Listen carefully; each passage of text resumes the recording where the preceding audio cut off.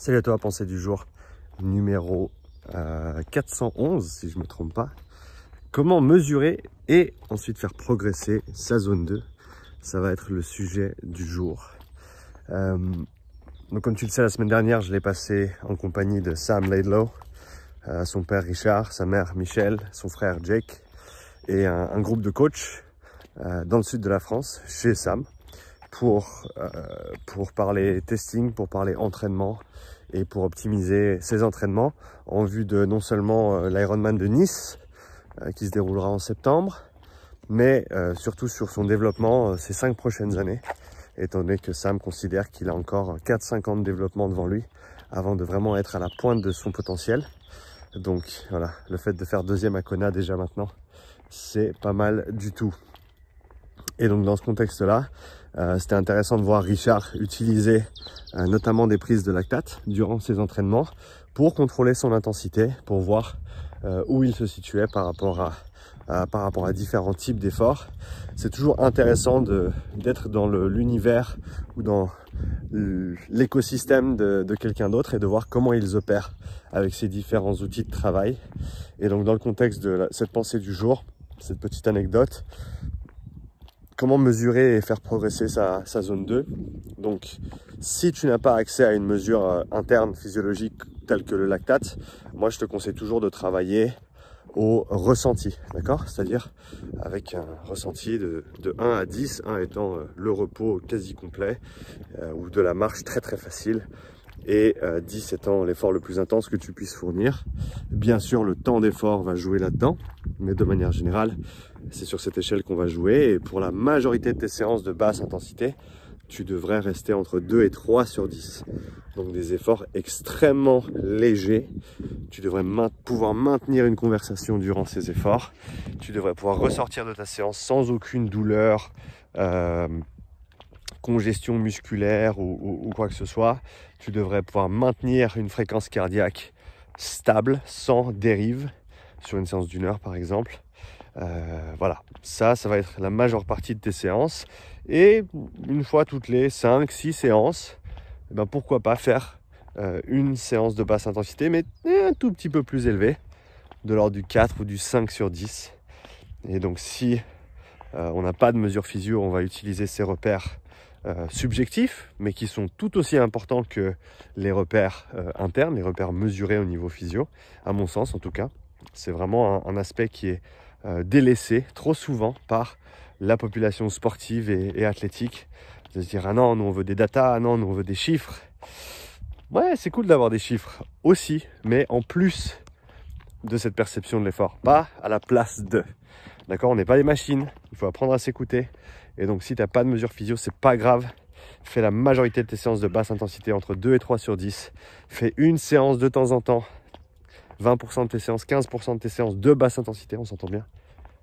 Entre 4 et 5 sur 10. Un tout petit peu plus soutenu, mais encore facile. Et c'est en général comme ça qu'on va pouvoir faire progresser sa zone 2, sa basse intensité, sa capacité de travail, sa capacité de récupération, sa tolérance de charge, etc. etc. Maintenant, si tu as accès à, par exemple, un analyseur de lactate, c'est quelque chose que je vais décrire en détail ce mois-ci dans ma formation Profilage 41, Profil 41, qui décrira mon processus d'évaluation avec le lactate pour différents types d'athlètes. Une chose que j'ai pas, et peut-être que tu peux m'aider avec ça, une chose que j'ai pas encore décidé, c'est si je vais créer un cours, une formation qui décrit mon protocole, comment le mettre en place, les prises de mesure, les calibrages pour différentes modalités, course à pied, vélo, rameur, etc., etc. Avec ensuite des guides d'intégration pour différentes disciplines, crossfit, sport d'équipe, type foot, rugby, etc., sport d'endurance, sport de combat. Donc est-ce que je le fais comme ça ou est-ce que je fais un cours pour chaque une de ces disciplines? Ça me demandera un petit peu plus de temps certainement, mais c'est quelque chose qu'on m'a demandé si j'allais faire par exemple une formation dédiée pour les sports d'équipe ou une formation dédiée pour le CrossFit. Je penche plutôt en faveur de la première option, de faire en gros une formation, protocole 41, profilage au lactate pour les athlètes. Et ensuite, offrir bien sûr le guide d'intégration pour chaque discipline sportive à l'intérieur de cette formation. Ça a plus de sens pour moi en tout cas. Mais je serais intéressé de savoir ce que tu en penses. N'hésite pas à me laisser un commentaire sous cette vidéo. Et donc l'idée, c'est que via cette évaluation, avec notamment la mesure de lactatémie, on va pouvoir déterminer avec plus de précision cette basse intensité, cette inflexion entre, par exemple, des valeurs de lactate qui sont équivalentes à celles du repos, ou des valeurs de lactate qui commencent à s'élever légèrement. Et c'était intéressant la semaine dernière avec Sam. J'ai parlé un petit peu avec Michael, qui est l'hôte et le créateur du podcast Scientific Triathlon. Donc si tu ne connais pas ce podcast, c'est un très très bon podcast en anglais sur le triathlon. Michael interview des athlètes, plutôt des coachs et des chercheurs dans le monde de l'entraînement. C'est un très très bon podcast. Donc, pardon, il ne s'appelle pas Scientific Triathlon, c'est son compte sur Instagram. Il s'appelle That Triathlon Show. Donc c'est un très très bon podcast. Et il a la même approche que moi quand on parle de déterminer ce premier seuil, et donc ce haut de cette zone 2 notamment, c'est de ne pas prendre les valeurs de repos comme valeur de base, mais plutôt de prendre les valeurs minimales qu'on va trouver sur les 2-3 paliers à basse intensité. Et ça nous informe sur le premier point d'inflexion, ou la base à prendre, à partir de laquelle on va chercher ce premier point d'inflexion vers le haut du lactate, cette première augmentation des valeurs de lactatémie, ce qui nous informe que tes muscles, tes cellules ne peuvent plus par elles-mêmes maintenir la charge de travail et qu'elles doivent passer le témoin au reste du corps, et que le reste du corps devient impliqué dans cet effort. Ça devient du coup un état stable, mais au niveau systémique et non plus au niveau cellulaire, si on veut l'appeler comme ça. Mais via cette méthode d'interprétation, on arrive à avoir une approche assez cohérente de l'interprétation de cette courbe. Le lactate qui est décrié par certains, qui a bien sûr, et ça c'est important de le considérer, pas mal de limitations ou pas mal de facteurs externes et internes qui peuvent l'influencer, notamment l'état de fatigue, notamment la nutrition, notamment l'hydratation, plein de facteurs qu'il faut considérer, qui seront bien sûr expliqués dans la formation. Donc c'est pas une mesure parfaite, mais ça reste à mon sens, à l'heure actuelle, une mesure utile pour individualiser, planifier ses entraînements et quantifier ses progrès dans le temps. De plus, qu'on peut très bien se cotiser entre athlètes pour un analyseur de lactate, vu qu'on n'en aura pas besoin tous les jours, et qu'on peut simplement ensuite le partager et se le prêter quand on en a besoin. C'est un outil qui coûte à peu près 400 francs. Et donc si tu te mets à 4 ou à 5, c'est un tout petit investissement. Et ensuite, par test, ça te coûtera une vingtaine de francs à peu près en termes de languettes pour le lactate. Donc ça, c'est assez cher, mais ça reste beaucoup moins cher que d'aller dans un labo 4 fois par année pour faire des tests. Surtout que tu peux faire les tests dans ta salle ou dans ton home gym si tu en as un, voire même en extérieur si tu arrives à le mettre en place correctement. Et ça peut être très intéressant pour, encore une fois, avoir des mesures qui soient contextuelles par rapport à la manière dont tu vas t'entraîner et qui vont ensuite pouvoir être appliquées sur tes entraînements et quantifiées dans le temps pour déterminer tes progrès. Donc, comme je te le disais tout à l'heure, si tu travailles au RPE, la majorité de tes séances, 2-3 sur 10, une séance de temps en temps, 4 à 5 sur 10. Et l'équivalent, une fois que tu as ces valeurs de lactatémie, eh ben c'est très simple, c'est que la majorité de tes séances, tu vas les faire confortablement en dessous de ce premier seuil que tu auras déterminé via la méthode d'interprétation que j'utilise moi. Ou alors, si tu décides d'en utiliser une autre, tu es libre de le faire. Moi, je te partage simplement ce que j'ai appris jusqu'ici et ce que je trouve utile et pertinent comme méthode de travail. Et donc, tu vas faire la majorité de tes séances, je dirais 80%, voire 85% de tes séances de basse intensité. Tu vas les effectuer confortablement en dessous de ce premier seuil. Je pense que entre 75% et 90% du seuil 1, en termes de, si on parle de puissance, c'est une fourchette qui me semble convenable. Bien sûr, plus ton niveau est haut et plus ce pourcentage sera bas. Donc, pour des cyclistes professionnels, eh ben, c'est bien possible qu'ils passent la majorité de leur temps assez loin au final de ce premier seuil, même en dessous de 70 ou voire 60%.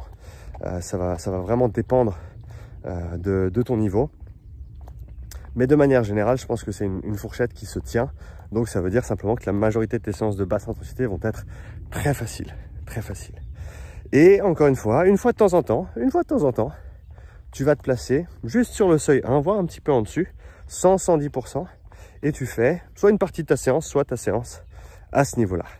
Bien sûr, ça devient très très intéressant, une fois que tu accumules un petit peu de volume chaque semaine, et de faire des séances un petit peu plus longues aussi, de prolonger ces séances, parce qu'on a ce paramètre de durabilité qui n'est entraîné autrement que via ces sorties plus longues ou ces séances plus prolongées, parce que là on parle de voilà, fatiguer ces fibres de type 1 et du coup aussi via ce stimulus de développer leur résistance à la fatigue.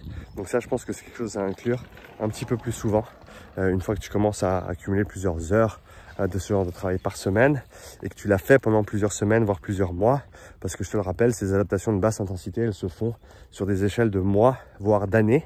C'est pas des choses qui viennent rapidement. C'est un petit peu l'analogie de du lièvre et de la tortue. Hein, il faut savoir prendre son mal en patience, être patient et voir vraiment ses développements sur le long terme. Et c'est ça qui va te permettre d'avancer.